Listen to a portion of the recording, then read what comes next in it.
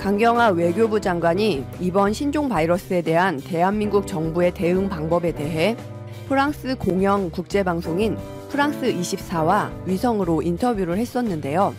그 인터뷰에서 강경화 장관은 신속하고 선제적인 대처는 우리 정부의 철학일 뿐 아니라 최근에 있었던 경험들이 반영된 것이라며 밝혔는데요. 그러니까 강경화 장관이 말했던 최근에 있었던 경험들이란 바로 세월호 문제나 메르스 같은 사태들 때문에 국민들의 생명이 얼마나 소중한지 깨닫게 되고 그래서 신속하고 선제적인 대처를 하게 됐다고 말한 건데요. 그러면서 강경화 장관은 지난 2014년에 있었던 304명이 사망한 세월호 사건 때 정부의 대응이 너무 미숙했었고 이 일은 집단 트라우마로 남았다. 그리고 이듬해 메르스 사태가 일어났을 때도 정부 대응이 큰 비판을 받았었는데 지금의 문재인 정부는 이런 사태에 대해서 준비하고 있었다라고 말했습니다. 또한 프랑스나 스페인 등 유럽 국가들이 지금 시행하고 있는 강제적인 이동 제한과는 다르게 한국에서는 이동할 수 있는 자유에 존중을 해주면서 바이러스 확산 위험을 차단하고 있다고 밝혔는데요. 그 이유에 대해서 강경화 장관은 한국 정부의 원칙은 개방성에 있고 국민들의 이동의 자유를 존중한다는 철학을 갖고 있다. 앞으로 해외 유입이 증가하게 된데도 국경 봉쇄는 없을 것이다. 모든 해외 입국자를 14일 동안 자가 격리하거나 또는 시설의 격리에 모니터링을 하고 있고 필요한 경우엔 진단검사나 병원 치료 등을 하고 있기는 하지만 원칙은 개방성을 유지하는 것이다. 그리고 대한민국 정부는 대구나 경북에서 바이러스가 확산됐을 때도 봉쇄를 하지 않았었다라고 덧붙였습니다. 그러자 이 프랑스 언론과 인터뷰를 한 강경화 장관의 모습을 보고서 프랑스에서도 반응이 아주 뜨거운데요. 참고로 강경화 장관이 지난달 15일에도 영국의 공영방송 BBC에서 앤드류 마슈와 화상 인터뷰를 하면서 아주 강직하고 신뢰감을 주는 모습을 보여 큰 호평을 얻은 적이 있었잖아요. 그때 댓글이 아주 엄청났었는데 그녀가 영국 총리였으면 좋겠다. 침착하면서 분별력 있다. 인상적인 리더십이다. 이번 사태가 끝날 때까지 좀 빌릴 수 있을까? 이런 식의 영국 누리꾼의 호평이 쏟아졌었는데 이번 프랑스 언론과의 인터뷰에서도 강경화 장관의 모습이 얼마나 멋있었는지 댓글이 아주 칭찬일색입니다. 칭찬일색. 뭐라고 하냐면 존경하는 한국과 한국 장관님, 한국은 전 세계의 롤모델입니다. 한국이 슈퍼파워의 모범 사례가 됐다. 미국에서 경의를 표한다. 그녀는 되게 똑똑해 보인다. 미국 공화당과 트럼프 행정부는 자신들의 실패에 책임을 져야 한다. 그리고 또 강경화 장관은 우리가 바이러스와 싸우기 위해서 협력이 필요하다고 말했는데 프로그램 진행자는 결점을 찾으려고 노력했다라는 프랑스 언론의 태도를 지적하는 댓글도 있었습니다. 어쨌든 이번 강경화 장관의 인터뷰 내용만 봐도 딱 드러나는 거 아닙니까? 문재인 정부의 철학은 바로 그 무엇보다 국민들의 생명을 소중하게 생각한다. 그러니까 트럼프나 아베는 지지율을 좀 올려보려고 하다가 올림픽을 좀 성공시켜보려고 하다가 안타깝지만 지금 나라가 아주 아작나고 있는 상황이잖아요. 참고로 오늘 미국에서 확진자는 무려 57만 명을 넘었습니다. 사망자는 23,078명으로 집계되고 있는데 그런데도 또 트럼프는 아직까지 상황 파악을 못했는지 어제 미국 전염병 연구소 소장인 파우치를 향해서 해고한다. 아직 해고 안 했다. 이러면서 자꾸 흔들어대고 있는 모습을 보이고 있거든요. 물론 우리나라한테 진단키트 75만 개를 사갔다고 하지만 그래서 좀 자신이 붙어서 그러는가 모르겠지만 아니 지금 상황에 전염병 관리 최고 책임자를 너 자른다. 아니야 자르지 않았다. 이러고 겁박을 하는 건 지도자라고 한다면 아랫사람들이 맘 놓고 맘 편하게 일할 수 있도록 든든한 지원군이 되어줘야 하는 거 아닙니까? 그리고 또 지금 일본 상황도 아주 난리 중에 난리잖아요. 일본에서는 어제까지 누적 확진자가 8,403명에 이제 곧 며칠이면 우리나라 확진자 수를 따라잡을 분위기거든요. 더구나 문제는 우리나라보다 40배 정도 검사를 안 하고 있었던 일본이 지금까지 드러난 확진자가 8,403명이라고 한다면 일본은 지금 바이러스를 배양하고 있는 섬나라 아니겠습니까? 어쨌든 이렇게 영국이나 프랑스 같은 선진국이라고 부르던 나라에 사는 누리꾼들까지 우리 강경화 외교부 장관을 멋있다, 전 세계의 롤모델이라면서 칭찬하고 있는 이런 상황이 지난 반만년 역사 동안 과연 한 번이라도 있었을까요? 그것도 한 나라의 대통령도 아닌 외교부 장관을. 그런데도 이런 멋있는 사람을 허구한 날 사퇴해라 물러나라 라고 외치던 정당이 있으니 참 선거 정말 잘해야 합니다. 그럼 끝까지 들어주셔서 감사드리고 좋은 의견 있으시면 댓글로 많이 남겨주세요. 저에게 정말 큰 힘이 됩니다. 자, 오늘의 주제, 오늘도 반도체입니다. 삼성전자 3나노 GAA 개발 완료, TSMC 재치다, 3나노 경쟁 본격화, 그리고 미국을 무시하는 TSMC의 무서운 질주라는 이 두 가지 주제로 여러분들과 한번 이야기를 나누어 보도록 하겠습니다. 삼성전자와 이 TSMC의 파운드리, 즉 반도체 위탁 생산, 미세 공정 경쟁이 한층 치열해질 전망입니다. 우선 22일 업계와 세미위키 및 외신 등에 따르면 글로벌 1위 파운드리 업체 대만 TSMC는 오는 4월 29일 북미 기술 심포지엄에서 자사 3나노 공정 기술을 구체적으로 공개할 예정이라고 하는데요. 하지만 이렇게 3나노 공정 기술을 구체적으로 공개하기 전에 불현듯 흘린 한마디가 우리에게 신경이 쓰입니다. 그 불현듯 흘린 한마디란 TSMC는 이달 실적 설명 컨퍼런스 콜에서 고객사들과 3나노 디자인에 협업하고 있으며 공정기술 개발도 잘 돼가고 있다라고 밝힌 계획과 디자인 협업 때문인데요.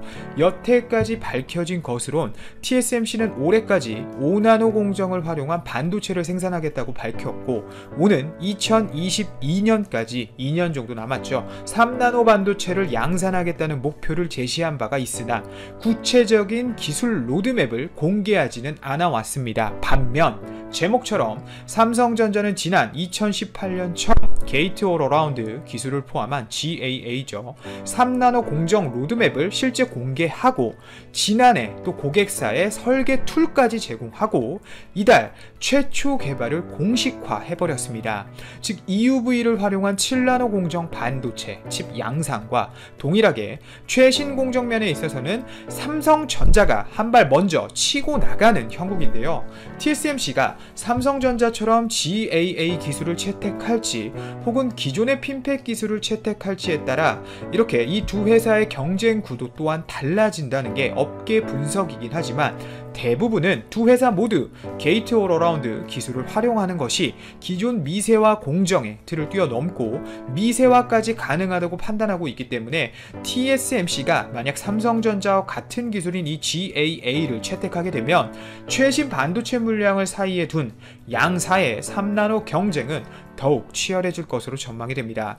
우선 현재까지 생산되고 있는 반도체의 물리학적 한계는 분명합니다. 쇼채널 이펙트, 셀프 히팅 이펙트, 기생 커패시턴스 등 여러가지 문제가 있어 왔고 또 이를 해결하기 위해 핀펫이라는 공정을 활용해서 어느 정도 이런 문제를 잡아도 채널과 게이트의 면적이 좁아지고 있고 채널의 경우는 면적이 넓어지고 있고 게이트는 면적이 좁아지고 있죠. 그리고 게이트를 지탱하는 핀의 높이가 점점 얇아지고 높아짐에 따라 아무리 이 마스크 막지를 활용한 etch를 진행하더라도 코스트적인 면이나 불량률, 생산성이 급격하게 떨어지기 때문에 한계가 왔다는 것이죠. 하지만 이 GAA의 경우 채널의 폭이나 개수가 컨트롤이 가능하고 또 뿐만 아니라 이 소스 드레인의 채널 면적이 수직으로 적층되면서 칩의 소형화, 미세한 게이트 전류 컨트롤 등이 가능해지기 때문에 핀펫의 높이만큼 이 GAA를 적층시킬 수만 있다면 오히려 더욱 큰 강점을 갖게 된다는 것이죠. 나노의 의미는 참 다양하게 우리에게 다가옵니다. 28, 14, 18, 7, 6, 5, 4, 3나노까지 공정이 나오게 될 것이고 선폭이 좁을수록 소비 전력이 감소하고 처리 속도가 향상되는 방향은 당연하죠. 실제로 3나노의 경우만 봐도 수학적으로 계산을 해보면 최근 공정 개발을 완료한 5나노 제품과 비교해 봤을 때 칩 면적을 실제 35% 이상 줄일 수 있고 소비 전력 또한 50% 감소시키면서 성능은 또 30% 향상할 수 있다는 게 삼성과 TSMC의 설명입니다. 확실한 것은 파운드리 업체 가운데 7나노 이하 미세 공정 기술을 보유한 기업은 삼성전자와 TSMC 단 두 곳뿐이고 7나노부터 3나노까지 삼성전자가 먼저 개발에 성공을 했습니다. 물론 항상 말씀드리지만 개발 성공과 양산 성공의 의미는 다릅니다만 여태까지 삼성이 보여준 행보는 개발 성공이란 말 즉슨 적절한 시기에 맞춰 양산에 들어갈 수 있다는 발표와 동일해 왔기 때문에 이 부분을 분명 우리는 중요하게 바라봐야 된다고 생각이 듭니다. 조금 하지만 걱정되는 부분은 다만 양사 모두 3나노 반도체 양산 시점을 2022년으로 보고 있어 삼성전자가 미세공정 전쟁에서 정말 승기를 잡을지는 조금은 미지수라는 것이죠. 자, 3나노 공정을 먼저 양산할 경우 팹리스, 즉 반도체 설계 업체로부터 최신 반도체 물량 수주 가능성이 당연히 커지기 때문에 이 승기를 잡는 것이 분명 중요합니다. 현재 삼성전자와 TSMC의 눈치 싸움은 굉장히 치열한데요. 삼성전자가 이달 3나노 공정 세계 최초 개발을 발표하면서 양산 시점이 1년가량 앞당겨진 것 아니냐는 분석도 나오지만 아직 판단하기는 이르다는 게 업계 분석이고, 또한 TSMC가 올해 160억 달러, 하나로 약 19조 원을 투자하겠다고 밝히면서 양산의 속도를 내려는 모습도 읽히고 있습니다. 특히 이 TSMC의 자신감은 더욱더 높아지고 있는 상황인데요. 최근 들어 높아지는 미국 정부의 압박에 대해 굴하지 않을 것이라는 자신감을 다시 한번 또 드러냈기 때문입니다.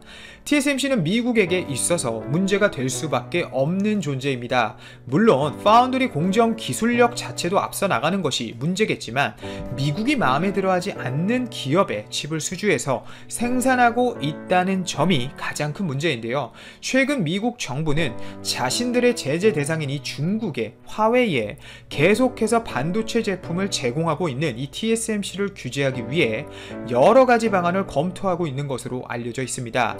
19일 영국 경제지 파이낸셜 타임즈에 따르면 지난 16일 마크 리우 TSMC 회장은 회사의 지난해 실적을 발표하는 자리에서 우리 TSMC는 모두의 파운드리 공장이라면서 모든 고객을 공정하게 대할 것이라고 밝혔는데, 이 말을 역으로 해석해 보자면 미국이든 중국이든 본인들한테는 동일하고 똑같은 고객이다. 결국 미국, 너희가 화웨이를 아무리 싫어하더라도 우리는 파운드리 공정을 활용해서 이익이 된다면 화웨이 칩을 수주해서 니네 눈치 안 보고 생산 앞으로도 계속 할 거야 라는 의미를 밝힌 것이죠. 법이 만인 앞에 평등하다고 말하는 것과 동일한 선상이죠. 자, 하지만 앞서 TSMC는 미국이 화웨이 제재를 도입할 시점에서도 화웨이와의 관계를 유지할 것이라고 밝혔기 때문에 미국의 눈밖에 났다는 평가를 받기도 해왔는데요. 어떻게 이렇게 미국의 눈치를 보지도 않고 사실상 직진하고 있는 것일까요? 이런 자신감은 당연히 기술력과 돈에서 나옵니다. 바로 지난해 TSMC가 거둔 실적이 놀라운 수준이기 때문인데요. TSMC의 지난해 영업이익은 3,727억 대만 달러, 하나로 약 14조 4,300억 원으로 전년 대비 소폭 줄기는 했으나 매출액은 하나 기준 41조 4,200억 원 수준으로 역대 최대 매출을 달성했습니다. 또한 TSMC는 미국의 수출 통제가 이뤄지더라도 올해 5G 상용화 확대 등으로 인해 반도체 시장이 확대될 것이고, 이에 따라 자연스럽게 TSMC도 함께 성장할 것이라고 보고 있는 것이죠. 현재 미국 정부는 화웨이에 대한 제재 효과를 높이기 위해 화웨이의 제품을 납품하는 TSMC에 대한 압박 수위를 전방위적으로 높이려고 계획 중입니다. 미국은 현재 자국의 기술이 25% 이상 포함된 제품을 화웨이에 팔지 못하도록 제한하고 있지만 이를 10% 이상까지 제한하면서 사실상 중국에 반도체 칩을 판매하지 못하게 하겠다는 방안을 검토하고 있는 것이죠. 실제 TSMC가 화웨이에 제공하는 반도체 중 14나노 제품의 경우 미국에 대한 기술 의존도가 15%를 넘어 만약 규제 기준이 높아진다면 제품 판매에 타격을 받을 수밖에 없는 상황이고요. 따라서 중국은 최근 크게 실패한 이 푸젠지나 메모리 반도체 외에 중국에서 그렇게 밀고 있는 이 파운드리 업체인 SMIC의 목숨을 걸 수밖에 없습니다.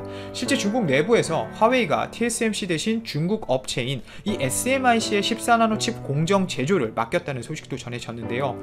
이 SMIC에는 대만 TSMC 출신이자 삼성에서 14나노 핀팩 공정을 세계 최초로 양산하게 해준 양몽송이라는 엄청난 엔지니어가 속해 있습니다.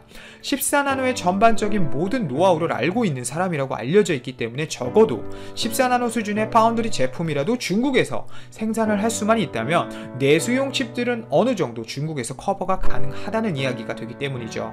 미국이 또 중국과 관련해서 TSMC에게 어떤 제재를 갈지도 분명 우리나라 삼성전자 파운드리 입장에 있어서 중요한 변수가 될 것으로 보입니다. 삼성 파운드리의 경우는 아직까지 화웨이에 대해서 AP 수주와 관련된 이야기를 내놓은 것이 전혀 없기 때문에 미국의 직접적인 영향권 안에 들어오지는 않은 상황인데요. 미국 정부와 TSMC 간의 갈등이 심화되는 상황에서 삼성 파운드리가 미국의 의도대로만 움직이면 분명 TSMC에게 있어서 삼성은 더욱더 막강한 상대가 되어 있을 확률이 커집니다.